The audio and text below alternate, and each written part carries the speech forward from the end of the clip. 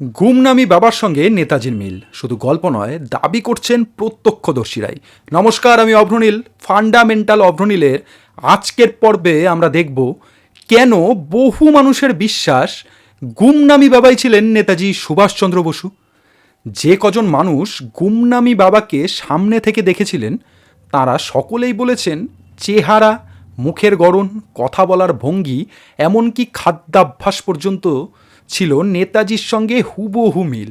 ভাত, শুক্তো, মাটন যা ছিল নেতাজির প্রিয়, সেটাই ছিল গুমনামি বাবারও পছন্দ।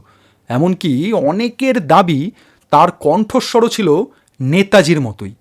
এই মিল কি কাকতালীয়? এই প্রশ্নের উত্তর খুঁজতেই 1986 সালে নেতাজির ভাইজি ললিতা বসু এবং পরে বিজেপি নেতা শক্তি সিংহ আদালতে পিটিশন দাখিল করেন।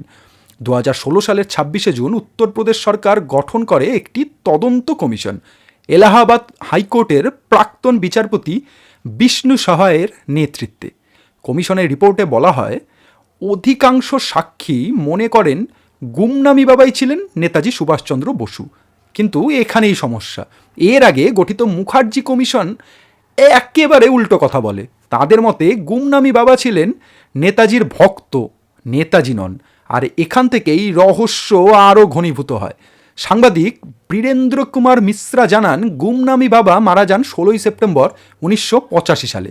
কিন্তু আশ্চর্যের বিষয়, নেই কোনো মৃত্যুর সার্টিফিকেট, নেই মৃতদেহের কোনো ছবি, নেই শেষকৃত্যের কোনো ছবি। সব মিলিয়ে মৃত্যুর কোনো প্রামাণ্য নথিই নেই। স্থানীয় সংবাদপত্র জনমোর্চা দাবি করে গুমনামি বাবা নেতাজি নন। নেতাজির প্রাক্তন সহকারী পবিত্র মোহন রায় বলেন, ভারতের নানা প্রান্তে আমরা বহু সাধুর খোঁজ করেছি, আমি নিশ্চিত গুমনামি বাবা নেতাজি নন। নেতাজি কন্যা অনিতা বসুও এই তত্ত্বকে ভিত্তিহীন বলে উড়িয়ে দেন। কিন্তু সাধারণ মানুষ কি ভাবতেন? ফৈজাবাদের বাসিন্দা রামকুমার বলেন, আমার বাবা বিশ্বাস করতেন গুমনামি বাবাই ছিলেন নেতাজি। সরকার মানুক বা না মানুক আমরা তা জানতাম। 37 বছর কেটে গেলেও রহস্য আজও অমীমাংসিত। আজাদ হিন্দ ফৌজের গোপন তালিকা এলো কোথা থেকে? নেতাজির পরিবারের ছবি তিনি এত যত্নে রাখলেন কেন? হস্তাক্ষরেরই বা এত মিল পাওয়া গেল কেন? অজ্ঞাত বোন কে, যিনি তাকে বই পাঠাতেন? আর মুখার্জি কমিশনের ডিএনএ রিপোর্ট এলাহাবাদ হাইকোর্ট খারিজ করলো কেন? সবচেয়ে বড় প্রশ্ন, যদি তিনি সত্যি নেতাজি হন, মানে গুমনামি বাবা যদি নেতাজি হন, তাহলে গুমনামি বাবার ভেগ ধরলেন কেন? ক্ষমতা থেকে দূরে থাকতে, নাকি দেশকে অস্থিরতা থেকে বাঁচাতে?